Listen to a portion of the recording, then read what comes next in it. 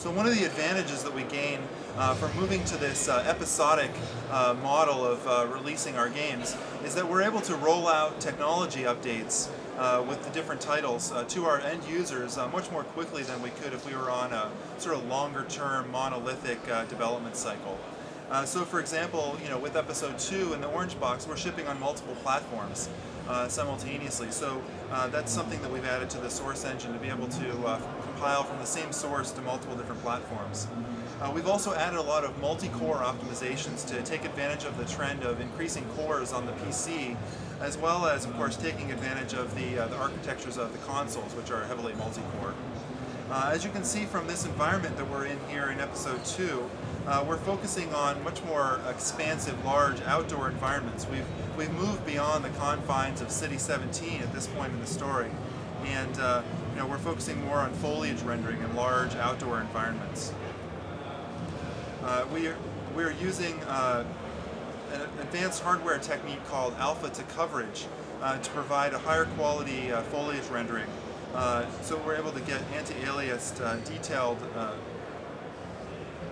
detailed high-quality foliage. So now we'll move into this environment here. There's a combine advisor in here. That's what's messing with our vision you saw earlier. Another piece of technology that you'll see that's new for episode 2 is real-time dynamic soft shadows, particularly as cast from the player flashlight. As we move around here, we're throwing light into the scene from our flashlight, and we're casting shadows. If we shine it in Alex's eyes here, sometimes it's a little too bright for her. She has to shield her eyes. You can see she casts shadows on herself and onto the world, and vice versa. It's a very general soft shadowing solution. It's particularly dramatic in some of the darker parts of of episode 2, where you really have to be playing with the flashlight on all the time. It really adds to this sort of spooky atmosphere of the game. So here's our Combine advisor. The Combine has sent these guys to Earth to deal with all of the trouble that we've been causing them in the earlier games, Half-Life 2 and in episode 1. Life support. What do you say, Gordon? Shall we pull the plug? Sorry about this. Maybe I can get this open. There we go. Over to you, Gordon.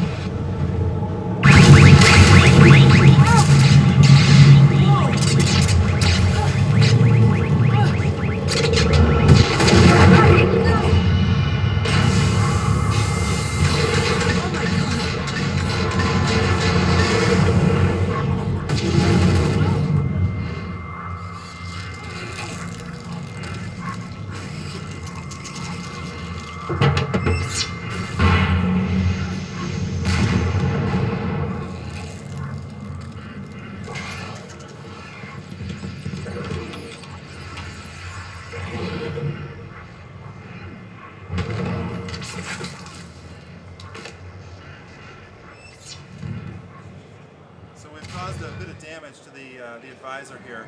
You can see he's obviously looking for some sustenance any way he can get it.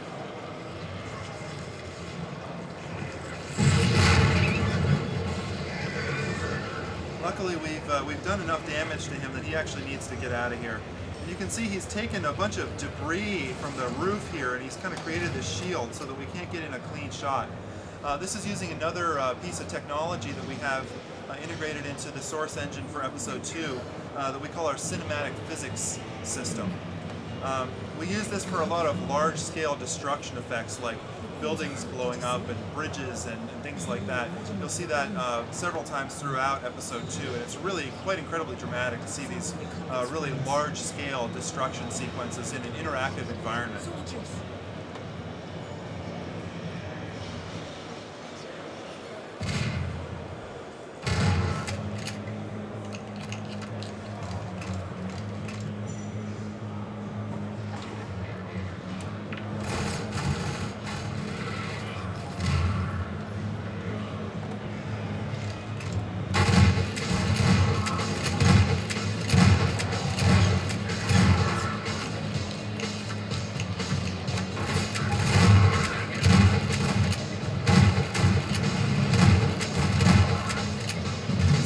addition to the sort of generally familiar human adversaries that the Combine throw after us, we also have this guy here, the Hunter,